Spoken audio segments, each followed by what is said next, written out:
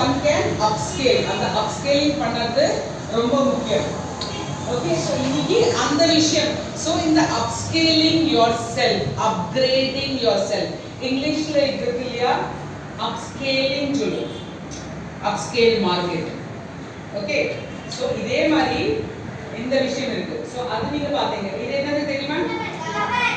flower. ஆனா இதுக்கு முன்னாடி இது என்னவா இருந்தது? பின்னாடி print தெரியுதா? print இருக்கு பின்னாடி.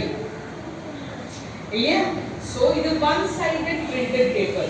So இந்த சைடுல print இருக்கு. ஆனா இந்த சைடுல தான இருக்கு. அப்போ இது என்ன பண்றோம்?